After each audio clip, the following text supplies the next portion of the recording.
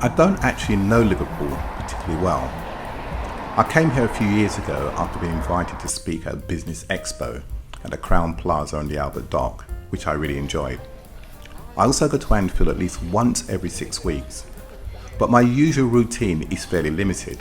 I drive up by the M1 or M40, depending on the day, then the M6 and M62, park in North Liverpool Academy for about £8 or £10, I can't remember which, walk to the ground, watch the match, walk back to the car park and spend about an hour trying to get out of the car park before making the same journey home. If it's a Saturday afternoon kickoff, I usually get back around 10 p.m. If it's a night match, which I tend to avoid as much as possible because I'm working during the week, I don't get home until the early hours of the next morning. Yes, that's commitment for you. That can feel like an exceptionally long journey after a 0-0 draw or defeat, having driven around 8 to 9 hours on a round trip for no goals. As for Liverpool ONE, I've been there twice. In 2023, I went with my son, who was playing an internal basketball game. He assured me he had broken some sort of record, although I was not quite sure how he knew that on his first visit. Being the good dad that I am, I didn't have the heart to point out that the next lane had scored 136, and he had not reached that high. I didn't want to break his little sporting heart. I ought to mention that this is a commentary version of the video I released on the 13th of August 2026. I chose not to travel to the two famous grounds on non-match days, both due to the lack of time and that such would be devoid of atmosphere. But this is what I love about the city and more. It's healthily divided between red and blue. On one social medium, someone wrote to me, "You never visited Anfield, the home of football." On another social medium, someone wrote, "Welcome to the greatest city in the world. Get yourself down to the Hill Dickinson Stadium, Everton's new ground. Go and speak to the people on the streets. Very welcoming." One of my instructing solicitors is a staunch Everton fan. Another one of my instructing solicitors is a staunch Liverpool fan. I was in Cardiff in July 2025 and met a lovely couple from Liverpool. The male was a Liverpool fan. All three are proud season ticket holders. The beautiful game is evident in the city of Liverpool. I love it. So, to my friends on social media, in due course, I shall have to make a specific trip to Merseyside to address what you have both raised. Watch this space. As a practicing barrister, I travel throughout the UK for work. When I'm not in court, I like to travel abroad, as can be seen from my other videos on this channel. When time allows, however, I love to explore the city or town in which I am working. Most have a rich history and interesting places to explore and visit. While the destinations may be different, they all share one thing in common. They're places worth experiencing. Whether I'm wandering the colourful streets of Valencia, relaxing on a Caribbean beach, exploring the history of Porto, admiring the beauty of a Greek island, or uncovering the character and culture of Liverpool. My goal is to travel, learn, and enjoy what many places have to offer. What better education is there? So let us begin. I arrived in Liverpool on Sunday, the 9th of August 2026, to begin an 8-day trial, starting on Monday, the 10th of August 2026. Day 1, the day I shot this video, was reading day, a reading day being the judge spends the day reading the trial bundle and witness statements. After we attended court in the morning to deal with any legal or preliminary matters, rather than stay in my hotel room located on Dale Street, I decided to go for a walk, and this is where the journey began. So whether you're planning a trip to Liverpool, feeling nostalgic, or just enjoying a relaxing city walk, this video takes you through the vibrant streets, rich maritime history, and world-famous musical heritage of Merseyside. The route I took and the landmarks I covered include, amongst others, the Royal Albert Dock and Waterfront, Liverpool ONE, shopping complex, love it there, Matthew Street, and the world-famous Cavern Club, where the Beatles performed nearly 300 times, and where a cloakroom attendant would join them before becoming a pop star and television celebrity, Cilla Black. So as I come out the lift, the first thing I see, as you do see downstairs, is pictures of the Fab Four, or images of the Fab Four everywhere. The Fab Four dominates the hotel. In fact, it almost dominates the whole of Liverpool. Quite rightly so, because, which I'll come on to later on when I get to Matthew Street, they conquered the world. You do feel something when you're there. But like I said, I'll cover that later on. But it's a first, I must say, for me to be in a hotel room, premium hotel room, and I have the Fab Four looking down on me. Well, looking above me at least. But the hotel is well located. It's a lovely hotel. It's only about 5 minutes walk to the courtroom, which is handy because the case that I was involved in was about 3,000 pages. So I had three lever arch files and the witness statements as well. And that's quite a lot to carry when you have a long way to go, but when it's just 5 minutes walk, you can live with that fairly comfortably. So the temperature, I think around this time, must have been late 20s to about 30 degrees. As you can see, it's 3:05 in the afternoon and it's extremely hot. I love the building on the right. It's a Liverpool City Hall. I've seen Liverpool City Hall and I see it referred to as Liverpool Town Hall. It might just be a distinction without a difference. I don't know. Please do say. But it faces Castle Street. And I have to say, Castle Street was absolutely buzzing. I loved it. Full of restaurants and life. And I walked here later on in the evening and it was just jam-packed. It just had a really great atmosphere. Like I say, it's a place that one can have a wonderful evening. Now, I'm walking up Dale Street. At this point now, it turns into Water Street. So, Dale Street down there, Water Street up here. And as you can see, the famous liver birds.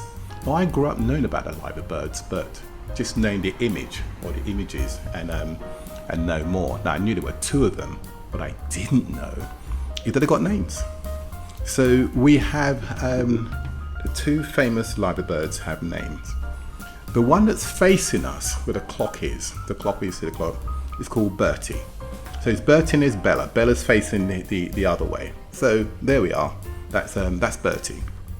Now, just so we can't make any presumptions, Bertie's a male bird and Bella is a female bird. Now Bertie, he looks inward over the city, keeping a watchful eye on the people of Liverpool. That's incredible, that really is. And Bella, she looks out towards the River Mersey to watch over the sailors and ensure they return safely home from sea.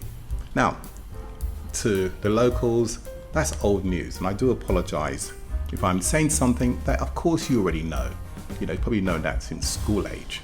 But for me, and maybe for others, didn't know and don't know. So it's great and it's very interesting to know. So here I am walking I love this walk. It's absolutely great. It's walking towards the Strand. Bowie and Amy.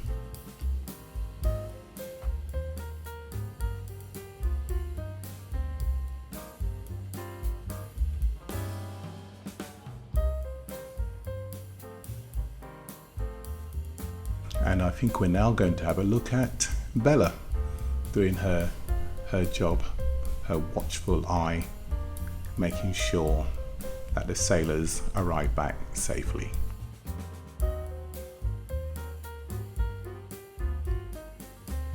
I see these wherever I travel really, where there's a beach. When I was in the Bahamas in March this year, there's about 5 coming in a day, might be slightly more than that. I'm just amazed at how large they are. Incredibly large. Equestrian statue of King Edward VII, and people just chilling as they Mersey ferries. I'd say when I sit here, I sat here. I was in court in Liverpool about 2 months ago, I think, and I just took a gentle walk. I was at the same hotel, the one that I just showed earlier on, and I sat here for about an hour and a half to 2 hours, and it was pretty pleasant. I wasn't people watching, just sitting there and imagining, and so many things. There's a lot of history, of course, that's this is famous for, going back many years. But anyway, I won't go into a certain part of history. I'll leave that to the historians. And so walking towards the Museum of Liverpool, and lower down is the Tate, Liverpool Tate. I have an interesting story to tell about Liverpool Tate. I would say, well, actually, yeah, I was probably enlightened about art before, a particular piece of art, I should say, before I got to Liverpool Tate. But there's an exhibition that I saw in London that was replicated in Tate, Liverpool. But I say I'll talk about that in a moment. As you see, Liverpool, so they're famous for everywhere. The Fab Four Cafe and the Beatles story, which we'll see later on when we go down. But so it's a pleasant walk. Look at that.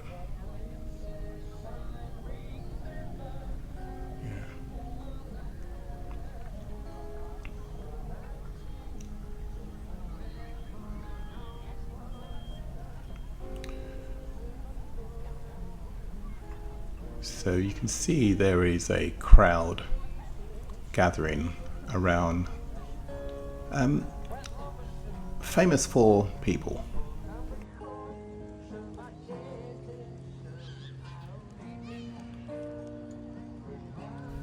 Now, I didn't grow up with the Beatles. I just know the Beatles music. I think everyone knows the Beatles music.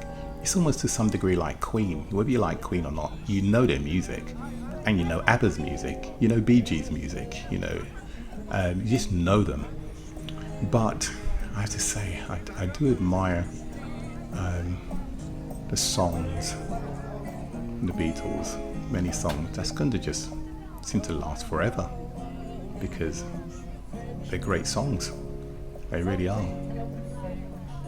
And everyone wants to take a picture with them, with the statues anyway.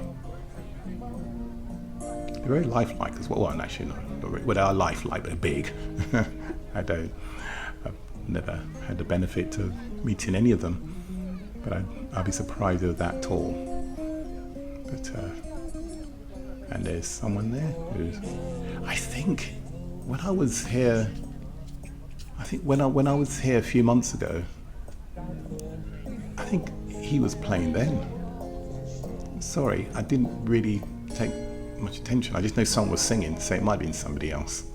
So if it was somebody else, I apologise. If it's you, hello. Nice to meet you again. So I've got an interesting story here. So in May 2016, I went to Tate Britain in London. And at the time, I didn't go to see this, but at the time, My Bed by Tracey Emin, the British artist, was exhibiting. Now, prior to or at around the same time, actually, there was this debate on what is art, because this dishevelled bed was described as art, and why is it in Tate Britain? And some people said, why would a bed of this state be classed as art? Anyone can do that. And I thought to myself, you know what, if this is art, then my son must be one of the greatest living artists around, because his bed was messier than that, albeit he didn't have some adult things on his bed at that material time. But anyway, so I must say I leant on the side of that, well, this is not art.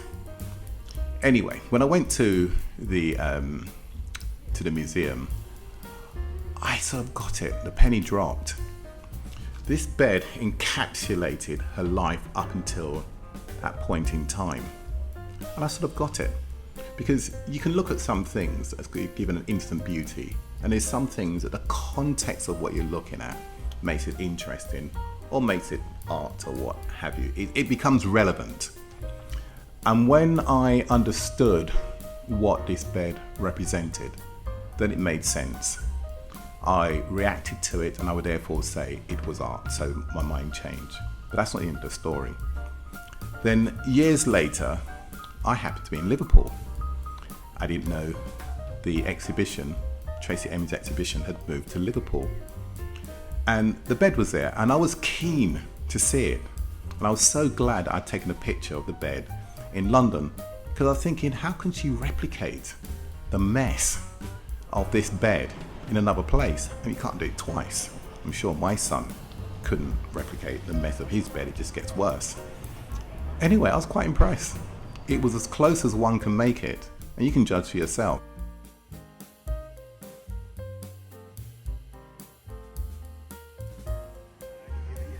And here's a statue of Billy Fury. Apparently in the day, he was the Britain's answer to Elvis Presley. He was massive. He scored like 29 UK hit singles in the 1960s.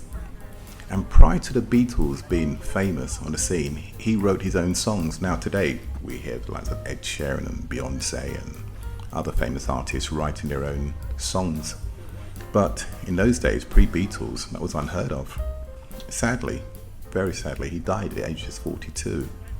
He was a massive star. Now we're approaching a statue called the Crossing. And in the late 19th century and early 20th century, Liverpool was the world's busiest emigration port. You know, more than 9 million people passed through this port looking for a better life abroad. America, Australia, New Zealand. It's no different to what we see today. It's just that people are traveling from other places in the world to come to the West. It's not new. Hey, the Liverpool Mountain. I actually love this. In 2023, when I was here in the night time, went for a meal, which I'll show where we were, and I took a picture of this, and it's actually spectacular, daytime and nighttime. Now some can question, like the Tracy Emin point I was making earlier on, whether this is art or not. Well, it's how it makes us feel, isn't it? It's up to the individual. And the good thing about art, like sport, it's our opinion. To some people it's art, to some people it isn't. To me it's art because I feel something when I watch it.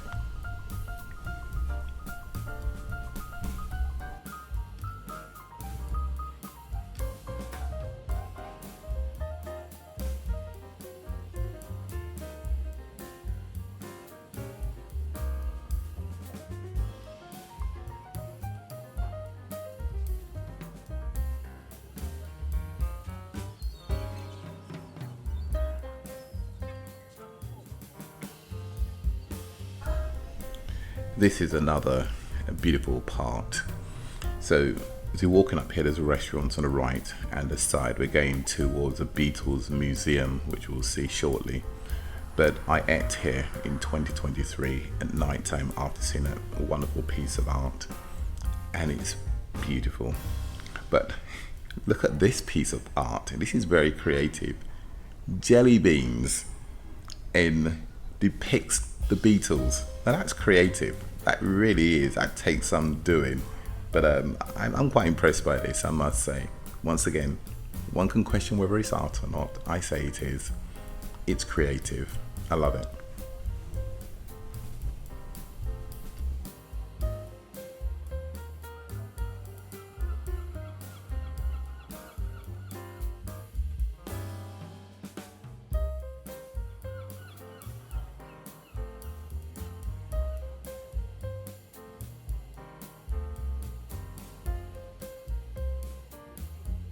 So as we walk through the Britannia courtyard, we come out to the Beatles Story Museum, which is not to be confused with the Liverpool Beatles Museum. Sounds confusing, but it's not. At a Matthew Street, which we shall encounter later. But as expected, you can't just turn up. It opens between 9 a.m. and 5 p.m, but you do have to plan in advance. It is said to be the world's largest permanent museum exhibition dedicated to the Fab Four. Prices range from £20 to free. Well, those who have to pay £20 cannot get in for free. It's adults, which is adults is classes 16 plus at £20. Concession, seniors are classes 60 and the age of 60 plus, and students £16. Children aged between 5 and 15, £11, and infants up to under 5 years old, they can go for free. Worth a visit. I haven't been there, but I'd like to go there one day and shall do it. So it shall be said, so it shall be done.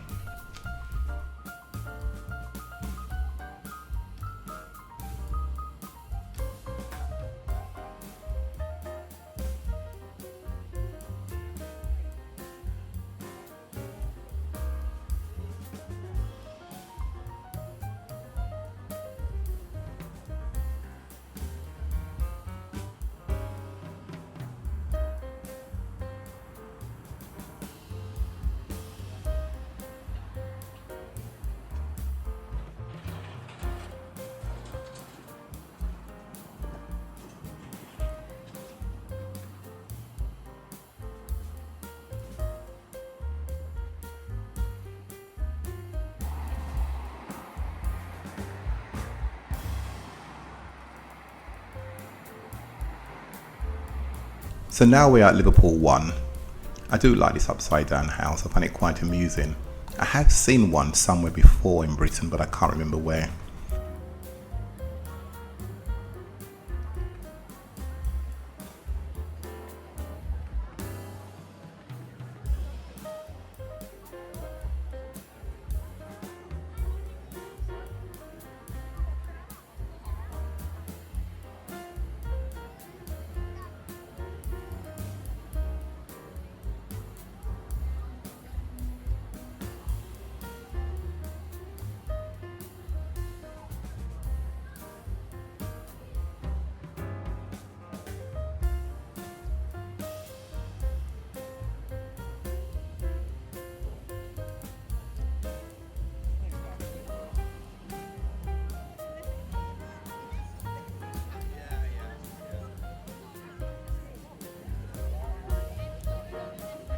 So now we're at a terrace where, amongst other things, there are well-known restaurant chains and franchises.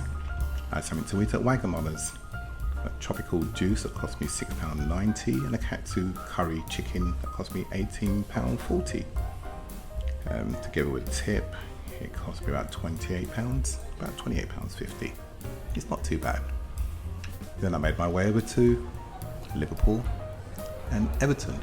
It wouldn't escape the more eagle eye amongst you to see that we are in Liverpool ONE, and the Everton store is called Everton 2. Make of that what you will.